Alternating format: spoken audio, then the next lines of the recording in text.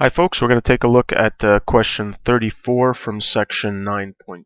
So what they give us is the function f at x equals 1 over 1 minus x, and they want to find the third degree Taylor polynomial about a equals 0, and then they want us to find a bound for the error on absolute value of x less than or equal to 0.1.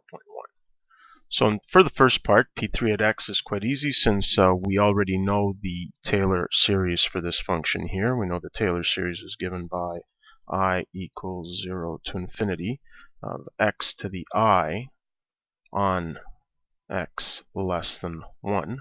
So since this range of values falls within absolute value of x less than 1, we can just apply the third degree Taylor polynomial from here. So we've got P3 is just, at x is just equal to 1 plus x squared plus x cubed.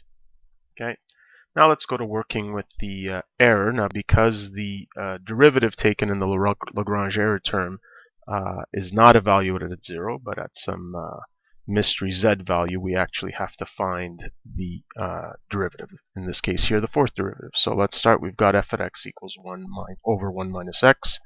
So the first derivative will just be negative 1 times 1 minus x to the negative 2. And then, of course, we take the derivative of 1 minus x, which cancels out the negative. So I'm just going to go ahead and write out the first derivative without writing out all the steps. And we're left with 1 over 1 minus x all squared.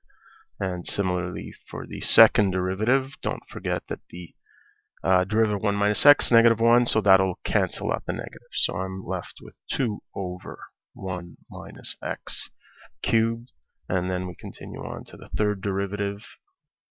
So here we'll have 3 times 2, so 3 factorial over 1 minus x all to the fourth. And lastly, we'll need the fourth derivative, and that's as far as we need to go. And we'll end up with 4 factorial over 1 minus x all to the fifth.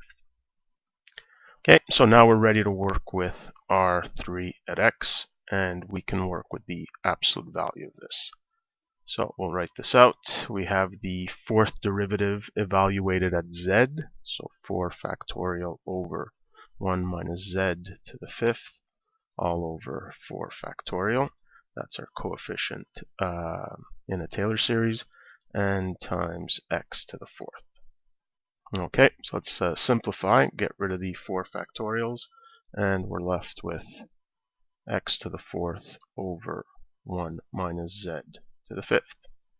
Okay, now we know that we're only working with x values less than or equal to 0.1, greater than or equal to negative 0.1. And because that's the case, and a is equal to 0, we know that the z values will be between negative 0.1 and 0.1, non-inclusive.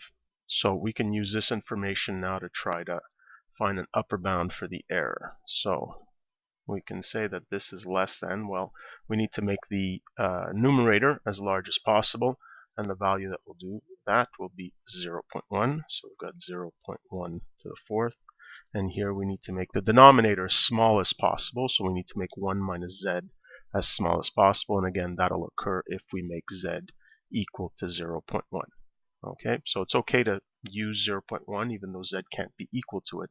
Remember, the goal here is just to maximize the expression. So here 1 minus 0.1 to the fifth, which of course is 0.1 to the fourth over 0.9 to the fifth. Okay, and let's just calculate that here. So let's turn this on, and we've got 0.1 exponent 4 divided by 0.9 exponent 5, and there we have our upper bound. So we'll say 1.69 times 10 to the negative 4. Okay, and there you have it. There's an upper bound for the error using a third degree Taylor polynomial over the interval negative 0.1 to 0.1.